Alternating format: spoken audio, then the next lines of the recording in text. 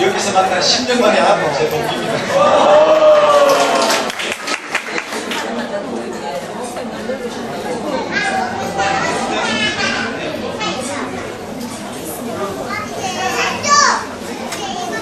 안녕하십니까. 제 이름은 김재형이라고 합니다. 쉐바 대학교에서 따로 없어요. 나라가 가장입니다. 아직 이유가 집사람 신앙이 사실은 집사람 기독교라고 있는데 어떤 의미인지 모르겠지만 갑자기 수업을 하더라고요. 집사람은 늙었겠어요. 저는 거기 아닌 게 직장에 소리다 보니까 집사람이 불효이시니까 근데 희한하게도 집사람 신앙이 굉장히 깊어졌어요. 새벽에 이렇게 들어오고요. 또 뭐 주일 인사도 하고 애들 좀막 몰아서 친구 예배에 참석시키고 그러더라고요. 그 덕에 저도 여기까지 쫓아가겠습니다. 오늘 강의에서 느낀 점은 사실은 인성교육이라는 부분에 대해서 그냥 막연하게 생각을 하고 있었어요. 우리가 제대로 그냥 뭐 부모로서 좀 잘하면은 애를 그 절대로 배분이 막연히 그렇게 생각하고 무조건 열심히 살아보자. 그게 저희 집의 인성교육이었어요. 근데 그게 아니더라고요. 네, 아니고 아까 도덕적인 인간을 만들기 위해서 여러 가지 방면의 성품교육이 필요하다는 것을 느꼈고요. 그래서 이제 여러 가지 생각들이 들었습니다. 그래서 그 중에 하나는 어떤 거냐면 그동안에 무식해왔던 우리의 전통들, 절기들, 또 기독교에서 나오는 성경에 나오는 여러 가지 절기를 사실은 그냥 무시하고 지나갔어요. 대부분은 부활절, 계란 나눠 먹는 거, 뭐 크리스마스 주간 이 정도만 의미가 있고 나머지는 그냥 지나갔는데 그건 아니더라고요. 그래서 한번 이들이 한번 좀 제대로 한번 지켜보자. 그렇게 해서 아마 인성교육도 하고 세대 간의 차이를 한번 없애보자. 그런 생각이 들었습니다. 그런 것들이었고요. 저에서 토론한 내용들은 집집마다 비슷한 것 같아요. 뭐 그냥 개콘 같이 간다. 세대 차이 없애기 위해서. 애들하고 노래방을 같이 간다. 뭐 이런 것들이 있고요. 같이 운동한다. 그러면 뭐 교육도 되고 세대 차이 없어진다. 그런데 그렇게 해서 없어질 것 같은 세대 차이라면 벌써 없어졌겠는데 사실 그게 그대로 남아있거든요. 고스란히. 그래서 그것도 아니구나. 그래서 결론은 배운 대로 하자. 오는 배운 대로 한번 제대로 한번 생각을 해봐서요. 한번 해보려고 합니다. 그게 저희 사주에서 생각한 내용들입니다. 이상입니다. 네, 감사합니다. 오늘 이렇게 잘 정리해 주셨네요. 자, 3조 이제 준비됐습니까?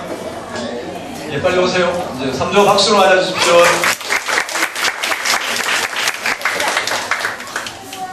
네, 봅니다. 박수를 한 번 더 쳐야 될 것 같습니다.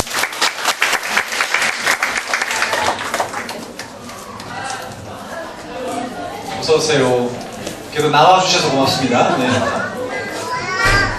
얼떨결에 나오게 됐습니다. 저는 3조 현근혜입니다. 저희가 이 학교에 오게 된 동기는 저희 이제 아이를 저희도 이제 한 10년 만에 가지게 되어서 가정의 모습이 이제서야 이제 조금 꾸려져 가고 있는데 가정 예배를 좀 배워서 하나님께서 기뻐하시는 모습으로 우리 가정이 바로 세워져 갔으면 하는 바람에서 같이 신청하게 되었습니다. 오늘 강의에서 느낀 점은 저 같은 경우는 좀 많이 엄격하게 아이를 하는 편이라서 지금 27개월밖에 안 됐는데도 벌써 매를 들고 야단을 좀 많이 치는 편입니다. 그러니까 저는 나름대로 옳음을 가르쳐야 된다는 생각 때문에 엄격한 것이 맞다고 생각했고 저도 저희 가정에서 굉장히 저희 아버지가 많이 엄격하게 하신 편이라서 저한테도 그게 알게 모르게 많이 되는 것 같아요. 그래서 아이를 엄격하게 많이 한다고 했는데 그것이 제 감정이 제대로 잡혀지지 않은 기준이 제대로 서지 않은 가운데서 엄격함을 아이에게 제대로 어떤 하나님께 주시는 사랑의 양육이 제대로 되지 않는 것을 많이 느끼고 있습니다. 그리고 이번에 그 첫째 주 과제를 하면서 책을 조금 읽고 오니까 오늘 과제 내용들이 잘 이해가 됐었던 것 같습니다. 저희 조에서 토론한 내용들을 아이들을 가르칠 때 요즘에 많이 하나 둘밖에 없으니까 다들 하나부터 열까지 많이 챙겨주시는 그 부모님들이 대부분인데 저희 조에서는 부모님들이 다들 아이들에게 규칙을 정해서 외로 나를 양육을 하고 있다고 결국은 다들 그렇게 아이를 강하게 키우고 있다고 말씀을 하시고 또 저희 조에서 이제 지금 한 20살 정도 된 딸이 있는 분은 아이를 해병대에 잠깐씩 한번 보내서 교육시키고 강하게 아이를 잘 키우고 그래서 저희들이 아이들을 양육할 때 많이 도와주고 아이들이 제대로 흔들리지 않고 키워가는 데 있어서 섬세한 그 도움들이 필요하지만 우리 기준들이 제대로 섰을 때 그리고 온양을 잃지 않는 엄격함이 있어야 될 것 같다는 생각을 했습니다. 계속 잘 배우도록 하겠습니다. 안 나오려고 하시는데 안 나와서 큰일 날 뻔했습니다. 그죠? 너무 발표를 잘해주셨습니다. 감사합니다. 다음 주에 매대는 얘기 제가 할 겁니다. 다음 주 IQ, EQ에 대해서 IQ는 아버지, EQ는 어머니 그쪽 부분 얘기할 때 매를 어떻게 들어야 되는지 분명히 가르쳐 드릴 테니까 그건 이제 그때 또 구체적으로 배우시고요. 자, 오늘 5조 마지막 발표하겠습니다. 박수.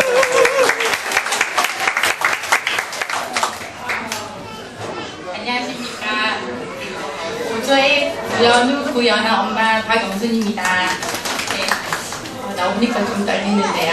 네, 저는 큰아이가 초등학교 2학년이고 둘째 아이가 22개월이거든요. 근데 저는 이때까지 직장을 다녔어요. 항공사를 다녀서 새벽에도 근무를 하고 저녁에도 근무하고 거의 우리 아이는 방치되어진 채로 지금까지 자랐거든요. 그래서 이제 학교를 보내고 나니 부모의 손길이 없는 방치됨이 하나씩 눈에 들어오기 시작했어요. 그래서 1학년 때 다행히 너무 믿는 선생님을 만났어요, 우리 첫째가. 그래서 제가 시간 날 때마다 그 선생님과 상담을 하면 이 아이의 교육을 얘기하는 것이 아니고 우리 요노에게는 말씀을 가르쳐야 된다고 하시면서 가정예배를 굉장히 중요시 하셨거든요. 가정예배를 목숨과 같이 지켜야 된다. 그리고 다른 건 다 필요 없이 말씀을 익혀야 된다. 그러면서 제가 진짜 시간 날 때마다 학교를 찾아가서 선생님과 재정면 아니 그런 부탁을 계속 했어요. 선생님하고 얘기하다 보니 이러한 쉐이머 교육이 뭔지 몰랐는데 이 내용을 선생님이 다 얘기하신 거예요.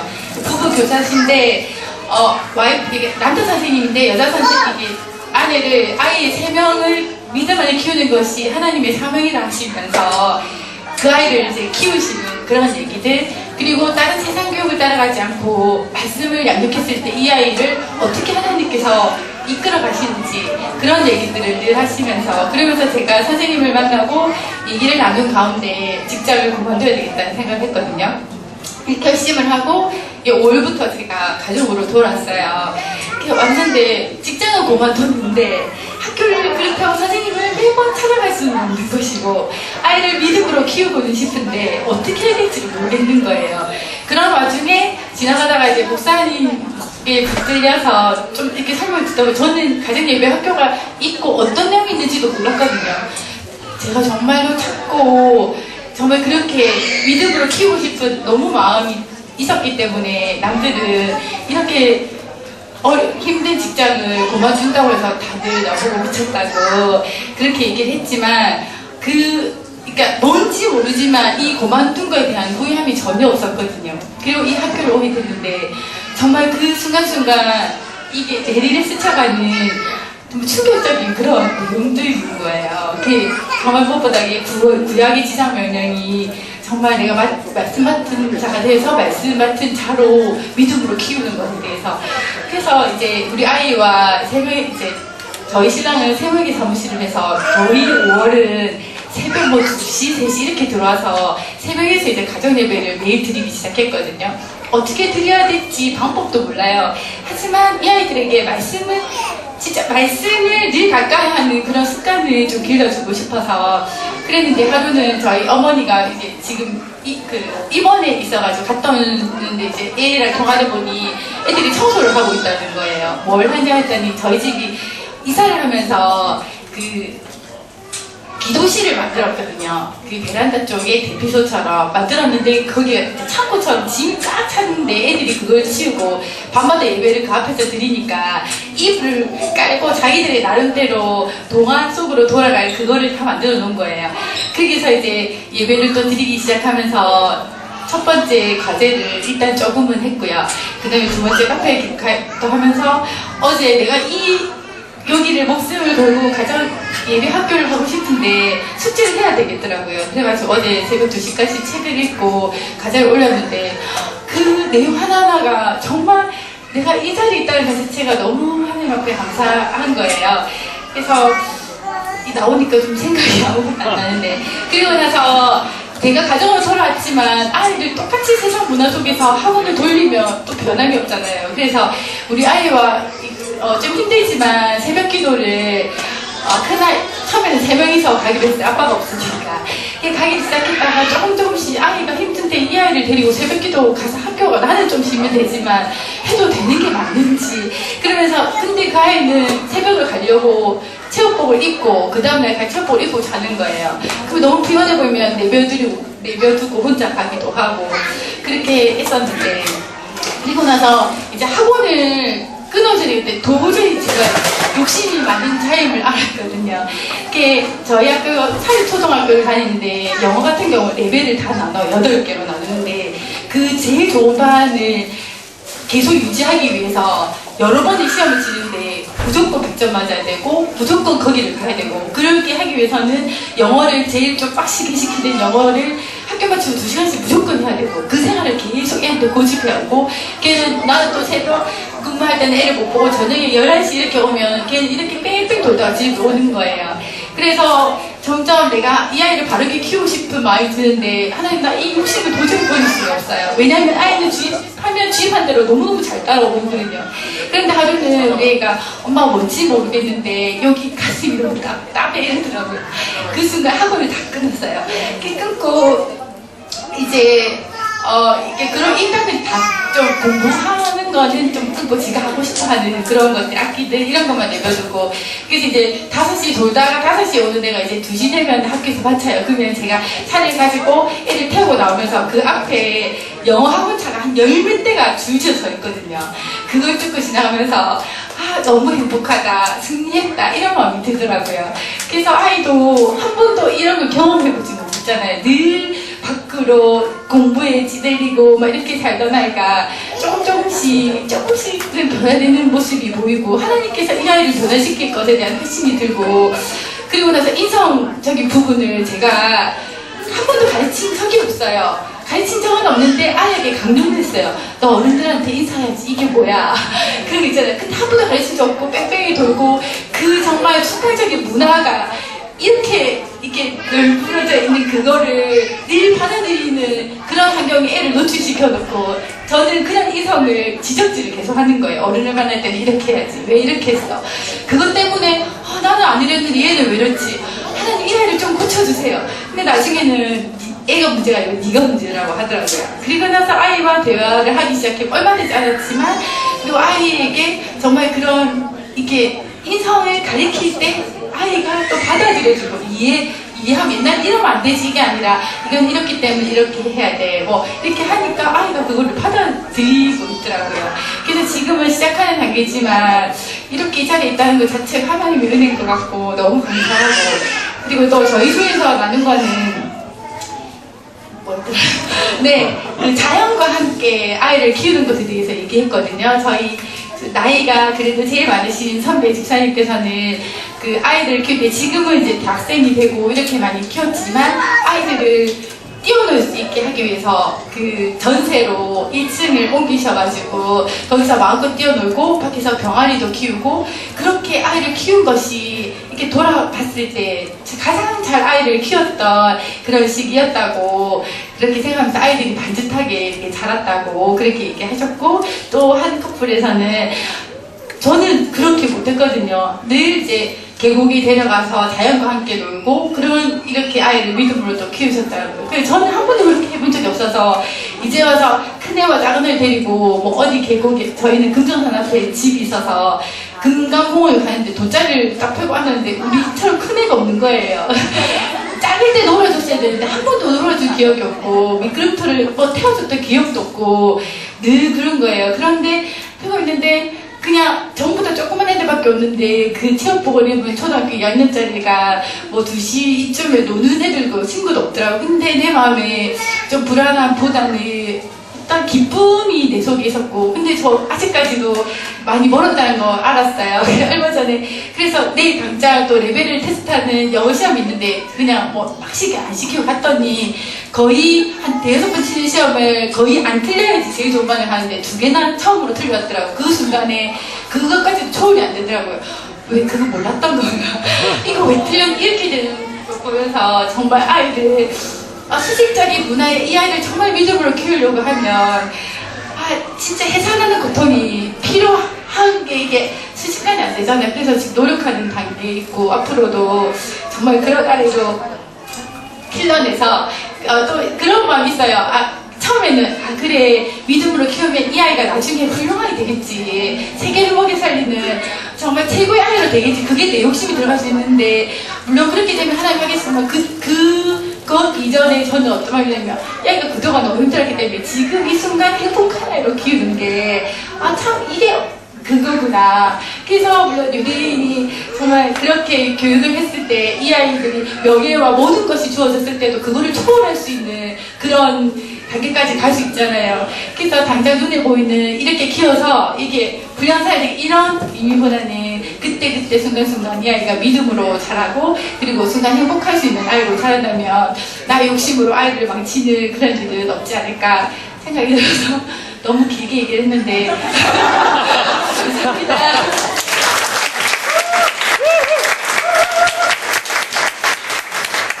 남편이 제일 고향 같은 경우는 네, 정말 자기 그 삶에서 묻어나오는 얘기를 나눠주는 게 감동이 되네요. 서로가 또 많이 도움이 되는 것 같습니다. 네, 뭐 얘기하실 게 너무 많이 있을 거예요, 그죠? 그러나 이제 좋아해서 사귀시고 그 다음에 집으로 가셔가지고 숙제를 하는 것이죠. 오늘 숙제. 책에서 숙제 한번 보세요. 1번 숙제 같이 한번 읽어봅시다. 시작. 강의 들은 내용 자녀들과 함께 나누고 가르치기입니다. 여러분들만 듣고 그치는 것이 아니라 아까 뭐였어요? 논리적 근거를 가지고 아이들에게 만나야 돼요. 오늘 배웠던 것 중에 수평문화, 수직문화만 여러분 아이들에게 잘 설명을 해줘도 그 아이들 굉장히 성장합니다. 왜? 보는 눈이 생기니까. 내가 가려야 될 게 뭔지, 내가 해야 될 게 뭔지를 생각할 수 있게 되니까 그런 것들을 가족의 시간의 개념으로 지금은 여러분들 아직 가정 예배를 드리신 분도 계시겠지만 가정 예배를 생활식을 아직 못 드리고 다들 계시니까 가족의 시간을 가져보세요. 토요일날 저녁 시간에 우리 예배 드려야 될 그 시간에 가족의 시간 해가지고 가족들이 함께 모여서 뭐 노래해도 괜찮고 대화해도 괜찮고 여하튼 어떤 방식이든지 좀 대화하고 이런 것 배웠던 것들을 함께 나눌 수 있는 시간을 꼭 가져보시면 좋겠고요. 두 번째, 첫 땅카페 지난번에 가입하라고 했는데 아직 숫자 너무 적어요. 우리 온 등록 숫자가 지금 몇 명이냐면 105명입니다. 105명인데 가입 숫자는 한 20명 되나요?